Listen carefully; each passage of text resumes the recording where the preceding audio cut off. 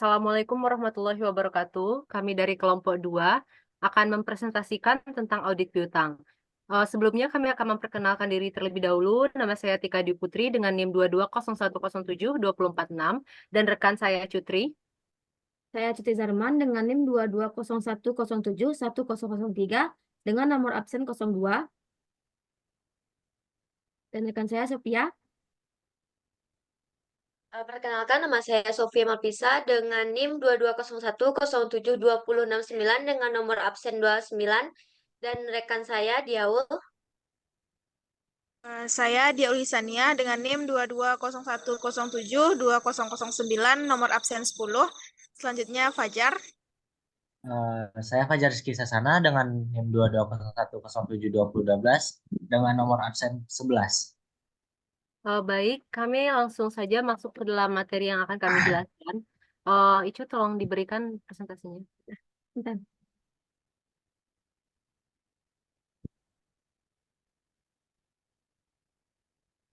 Materi yang akan kami jelaskan yaitu tentang audit siklus penjualan dan piutang. Nah, untuk materi pertama itu akan disampaikan oleh Cutri. Kepada Cutri dipersilakan. Baik, pada video kali ini kita akan menjelaskan beberapa yaitu sifat dan contoh piutang, tujuan pemeriksaan piutang, jenis-jenis piutang, prosedur pemeriksaan, dan contoh kasus dari audit piutang ini. Lanjut, yang pertama itu sifat dan contoh piutang. Ada dua, yang pertama piutang usaha dan kedua piutang lain-lain. Piutang usaha yaitu piutang yang berasal dari penjualan barang, dagangan, atau jasa secara kredit. Sedangkan piutang lain-lain yaitu piutang yang timbul dari transaksi di luar kegiatan usaha normal perusahaan. Jadi bisa dikatakan piutang usaha ini terjadi dalam kegiatan operasional, sedangkan piutang lain-lain di luar kegiatan operasional perusahaan tersebut.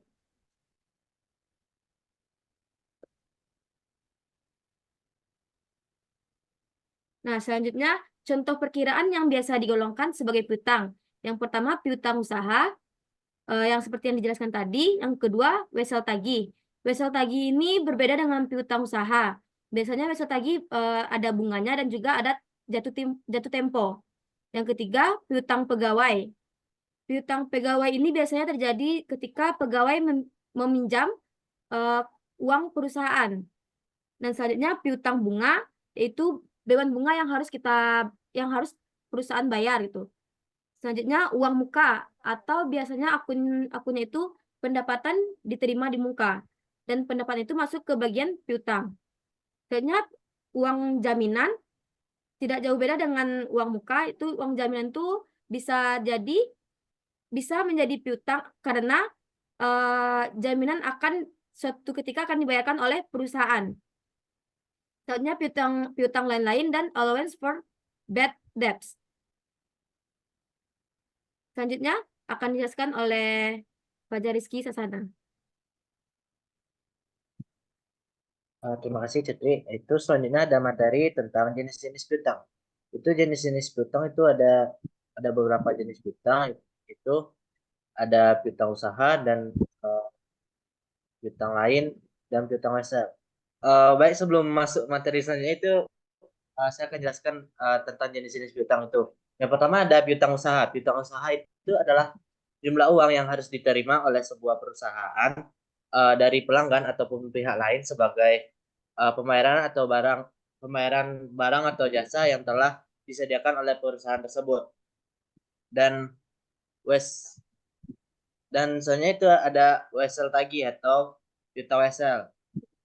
Nah, dalam piutang wesel ini dapat juga diartikan sebagai akun aset yang terkait dengan wesel yang akan berproses dengan berdasarkan memperinci secara tertulis syarat pembayaran untuk pembelian antara si penerima dan si pembayar. Nah, biasanya itu perusahaan terkadang disebut kreditur dan pembuat wesel biasanya pelanggan atau karyawan dan kadang-kadang juga disebut debitur. Nah, perbedaan antara wesel tagih dan piutang usaha itu ada beberapa. Itu wesel tagih dan piutang usaha itu merupakan aset yang mewakili jumlah yang terutang kepada kreditur. Namun eh, piutang usaha didasarkan pada wesel bayar. Piutang wesel itu didasarkan pada wesel bayar dan dikenakan bunga, sementara piutang usaha adalah jumlah informasi yang terutang oleh pelanggan dalam kegiatan bisnis normal. Nah, dalam debitur membayar kembali piutang sesuai dengan persyaratan yang telah dituliskan dalam faktur. Next.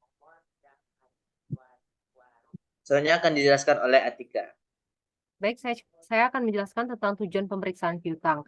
Nah, yang pertama itu adalah untuk mengetahui apakah terdapat pengendalian internal kontrol yang baik atas piutang dan transaksi penjualan dan piutang dalam penerimaan kas. Nah, jika akuntan publik atau auditor ini dapat meyakinkan dirinya bahwa internal kontrol dan piutang serta transaksi penjualan serta piutang penerimaan kasnya itu lebih efektif, maka luasnya pemeriksaan dalam melakukan substantif tesnya ini dapat bisa dipersempit. Nah, ada beberapa contoh internal kontrolnya baik. Yang pertama adanya pemisahan tugas dan tanggung jawab, lalu digunakannya formulir-formulir yang bernomor dan terurut, terus digunakan juga price list, terus diadakannya subbuku besar piutang dan kartu piutang.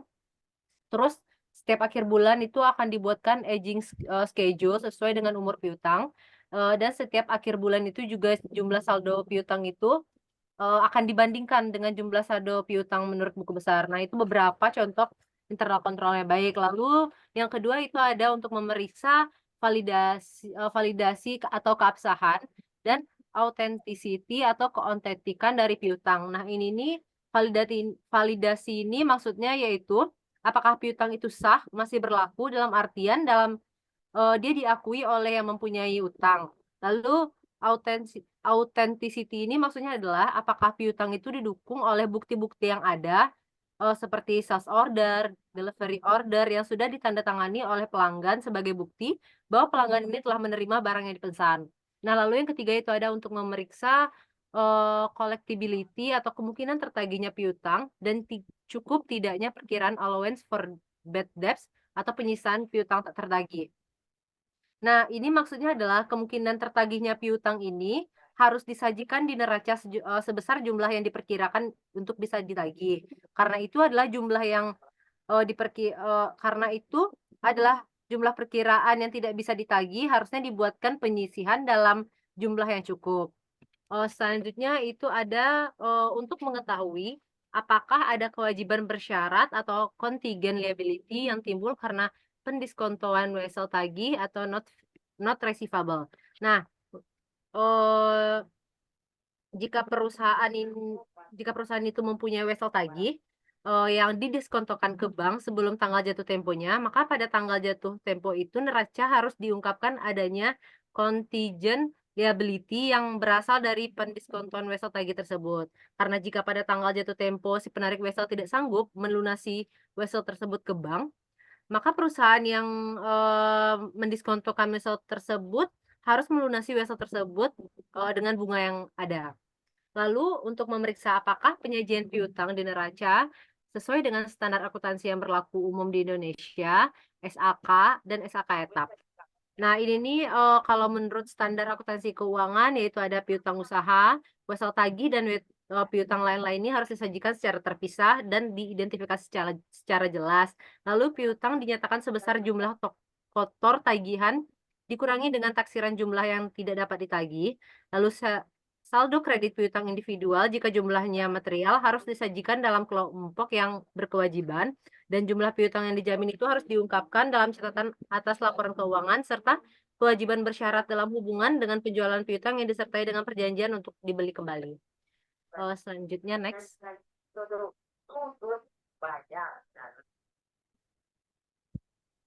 Materi selanjutnya akan dijelaskan oleh rekan saya kepada dia. Dipersilahkan. Baik, selanjutnya saya akan menjelaskan mengenai prosedur pemeriksaan piutang usaha yang disarankan. Nah, yang pertama itu ada pahami dan evaluasi internal kontrol atas piutang dan transaksi penjualan piutang dan penerimaan kas. Yang kedua, buat top schedule dan supporting schedule piutang per tanggal neraca. Maksudnya, itu untuk menghemat waktu pemeriksaan, auditor harus meminta rincian-rincian dari piutang usaha, piutang pegawai, wasel tagih, uang muka, piutang bunga, serta piutang pemegang saham dari piutang lain-lainnya. Yang ketiga, maaf, itu minta Egingskido dari piutang usaha pertanggal neraca yang antara lain menunjukkan nama pelanggan atau customer, saldo piutang, umur piutang, dan kalau bisa substance collection-nya. Selain itu perlu juga diminta rincian piutang pegawai wasel tageh, uang muka, dan lain-lain pertanggal neraca. Yang keempat, melakukan pemeriksaan mathematical occurrence dan cek individual balance ke subledger, lalu totalnya ke general ledger, di mana auditor harus mencek penjumlahan, footing dan cross-footing, dan rincian-rincian yang diberikan klien dan saldo masing-masing pelanggan atau pegawai itu harus dicocokkan dengan saldo menurut subledger piutang usaha. Lalu total dari masing-masing rincian itu dicocokkan dengan saldo general ledger-nya. Yang kelima, melakukan tes cek umur piutang dari beberapa customer ke subledger piutang dan sales invoice. Nah, pengecekan umur piutang usaha ini merupakan prosedur audit yang penting karena mempengaruhi penilaian cukup tidaknya penyisihan piutang usaha lagi. Yang keenam, itu kirimkan konfirmasi piutang. Yang ketujuh, next.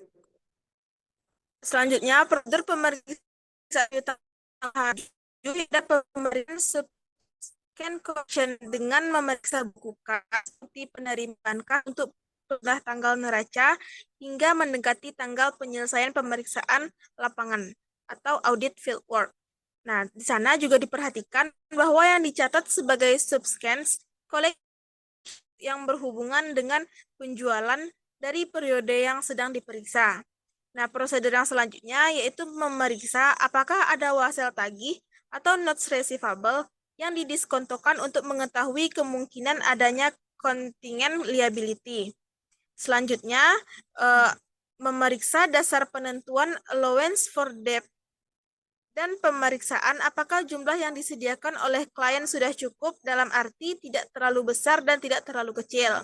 Prosedur yang selanjutnya yaitu melakukan tes sales cut-off dengan jalan memeriksa sales invoice, credit notes, dan lain-lain. Lebih kurang 2 minggu sebelum dan sesudah tanggal neraca. Nah, pemeriksaan apakah barang-barang yang dijual melalui invoice sebelum tanggal neraca sudah dikirim per tanggal neraca. Kalau belum dikirim, cari tahu alasannya mengapa. Nah, untuk prosedur yang selanjutnya yaitu periksa notulen rapat, surat perjanjian.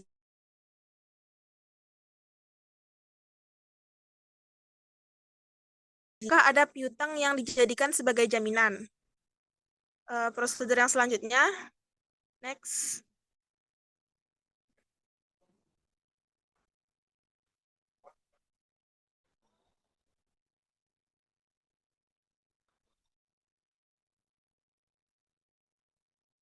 Next.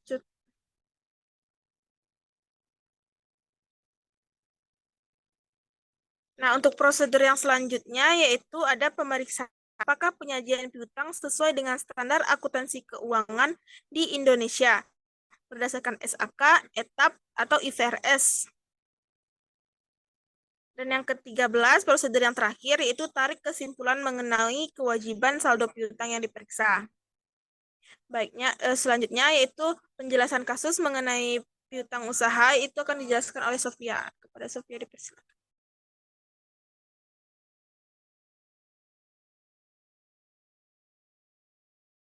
Baiklah, saya akan menjelaskan contoh kasus dari audit penjualan dan piutang, yaitu PT XYZ adalah perusahaan manufaktur yang memproduksi dan menjual produk elektronik. Pada tahun 2023, auditor internal melakukan audit atas penjualan dan piutang perusahaan. Yang ditemukan auditor pada perusahaan tersebut yang pertama adalah kesalahan pada pencatatan. Auditor menemukan beberapa kesalahan dalam pencatatan transaksi penjualan seperti salah memasukkan jumlah, harga, dan tanggal. Selanjutnya, auditor menemukan kesalahan ketidakakuratan data, yaitu auditor menemukan beberapa data pelanggan yang tidak akurat, seperti alamat dan informasi kontak. Selanjutnya, auditor menemukan beberapa kesalahan dalam pencatatan transaksi penjualan seperti salah memasukkan jumlah, harga, dan tanggal. Selanjutnya, auditor menemukan beberapa kesalahan ketidakakuratan data, yaitu auditor menemukan beberapa data pelanggan yang tidak akurat, seperti alamat dan informasi kontak. Dan yang terakhir, auditor menemukan kesalahan piutang tak tertagih, yaitu auditor menemukan beberapa piutang yang kemungkinan tidak akan tertagih. Next. Selanjutnya, ada rekomendasi dari auditor. Yang pertama, perusahaan perlu meningkatkan pengendalian internal atas penjualan dan piutang.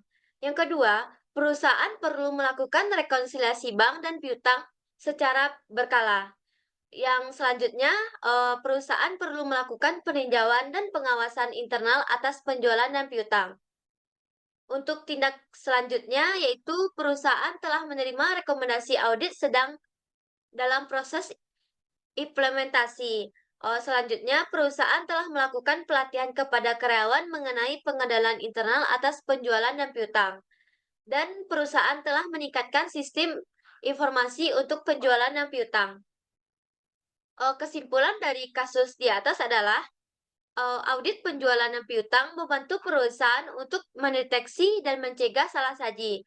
Hal ini penting untuk memastikan bahwa laporan keuangan perusahaan perlu akurat dan dapat dipercaya.